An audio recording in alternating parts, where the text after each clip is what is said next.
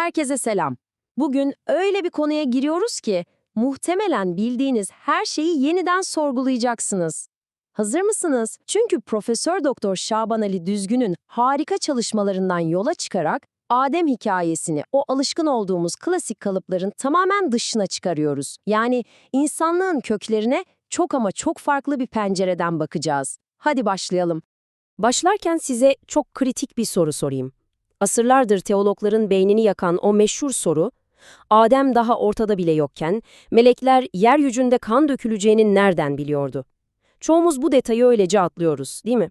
Ama aslında bu soru, insanlık tarihinin o kapkaranlık ilk sayfalarına tutulan devasa bir fener. Bakara suresini bilenler hatırlar. Melekler tam olarak, orada bozgunculuk yapacak, kan dökecek birini mi yaratacaksın diye sorar. Bakın, bu karanlığa atılmış öylesine bir taş ya da bir tür gelecek tahmini falan değildi. Melekler o an halihazırda dünyada yaşanmakta olan korkunç bir vahşet tablosuna bakıyor ve resmen dehşete düşüyorlardı. Peki neydi bu tablo? Kaynaklarımız bu dönemi cinnet dönemi olarak adlandırıyor. İsim zaten her şeyi anlatıyor, değil mi?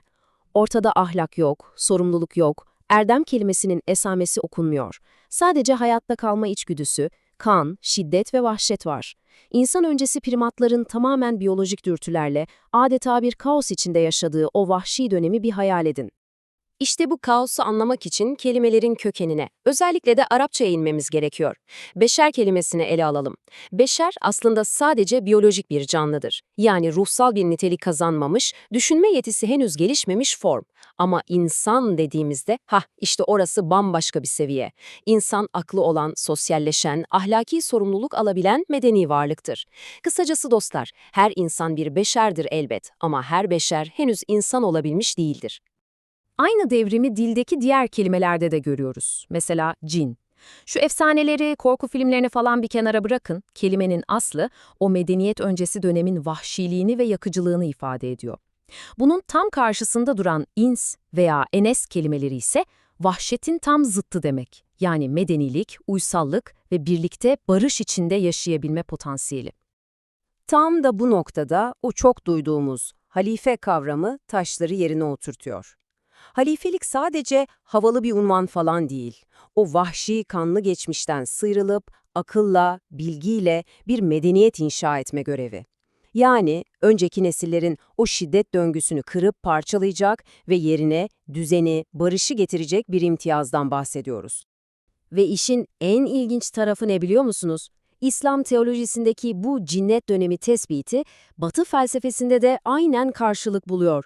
Thomas Hobbes'un insan doğasının başlangıçta vahşi ve yabanıl olduğunu anlattığı o meşhur şerefli vahşiler tanımını duymuşsunuzdur.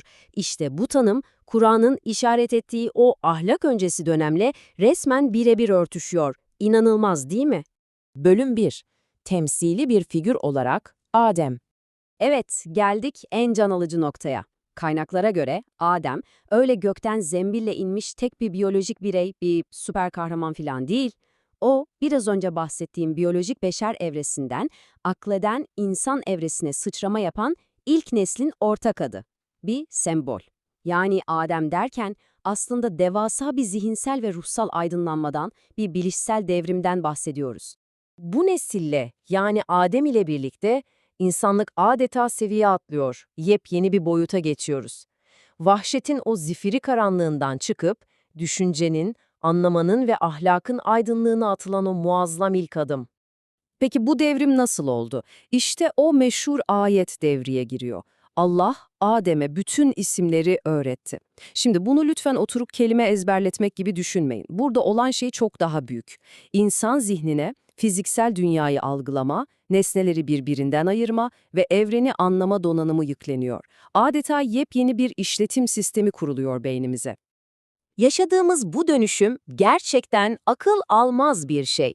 Düşünsenize, sadece ama sadece hayatta kalmaya odaklı biyolojik bir makineden, eşyaya isim veren, etrafına anlam yükleyen ve omuzlarında ahlaki bir sorumluluk taşıyabilen bir varlığa dönüşüyoruz. Yeryüzünün o güne kadar gördüğü açık ara en büyük uyanış bu. Bölüm 2. İsimlerden kelimelere. Bilincin uyanışı. Tabii insan zihni bugünkü o karmaşık halini bir gecede almadı. Bu bir süreçti.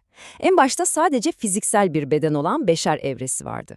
Sonra Adem dönemi geldi ve etrafımızdaki fiziksel dünyayı tanımaya, gördüğümüz eşyalara isim vermeye başladık. Sonraki büyük sıçrama ise Hazreti İbrahim dönemine denk geliyor. İşte o zaman insanlık bu isimlerin içini soyut kelimelerle doldurabilen, metafizik düşünebilen çok daha üst bir zeka seviyesine ulaştı. Adem neslinin deneyimlediği bu ilk aşamaya esma, yani isimler dönemi diyoruz. Algının en temel hali. Nasıl yani derseniz, bu evrede insan gökyüzüne bakıp yıldızı sadece parlayan fiziksel bir nesne olarak görüyor. Ağaç sadece yakılacak bir odun parçası. O nesnelerin arka planındaki o derin, sembolik anlamları çözebilmek için zihinsel evrimimizin biraz daha yola ihtiyacı vardı. Şimdi o ilk soruya geri dönelim. Melekler neden Adem'e boyun eğdi? Aslında cevap insanın sahip olduğu o dudak uçuklatan potansiyelde gizli. Bakın bu öyle bir potansiyel ki meleklerde bile yok. Eşyanın hakikatini sorgulayan bir zihin, sürekli öğrenen bir bilişsel altyapı ve doğayı işleyip koca bir medeniyet kurabilecek kavramsal zeka, melekler işte insanın içindeki o parlayan ışığa saygı duymuştu. Bölüm 3. Düşüşün gerçek anlamı, psikolojik bir kırılma.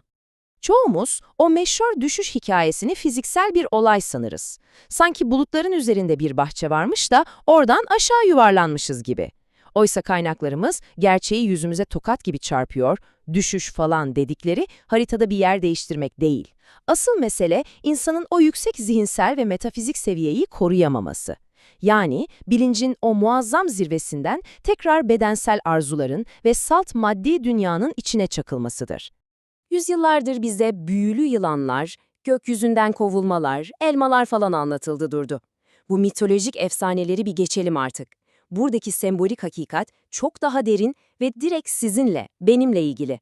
Olay tamamen şu: İnsanın elindeki o muazzam özgür iradeyi yanlış kullanması ve saf doğasından uzaklaşarak zihinsel bir çöküş yaşaması.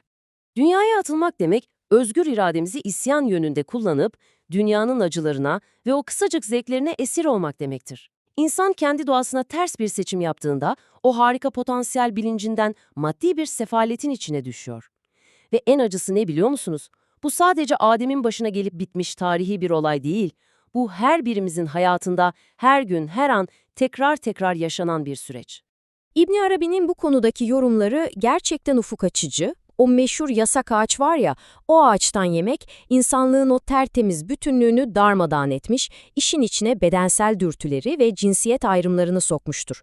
İnsanlık ilk defa orada bölünüyor işte, kendi doğasını bozuyor ve o yüksek ruhsal birliğinden kopup fiziksel farklılıkların anlamsız çatışmasına sürükleniyor. Bölüm 4.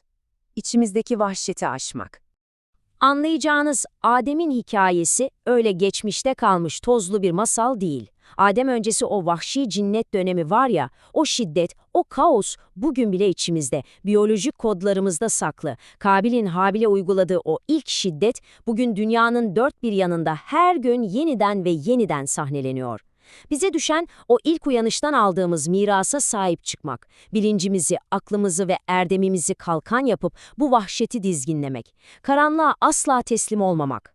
Her gün hepimizin içinde kıyasıya süren bir savaş var. Soru şu: siz bugün Kabil'in o ilkel şiddetini mi, yoksa Habil'in sarsılmaz erdemini mi seçeceksiniz? Düşünmeye değer, değil mi? Bugünkü derinlemesine incelememizin sonuna geldik dostlar. Eğer bu tarz zihin açıcı içeriklerin devamının gelmesini istiyorsanız, videoyu beğenmeyi ve kanalımıza abone olmayı sakın unutmayın. Bir sonraki incelemede o aydınlık tarafta tekrar buluşmak üzere. Kendinize çok iyi bakın, hoşça kalın.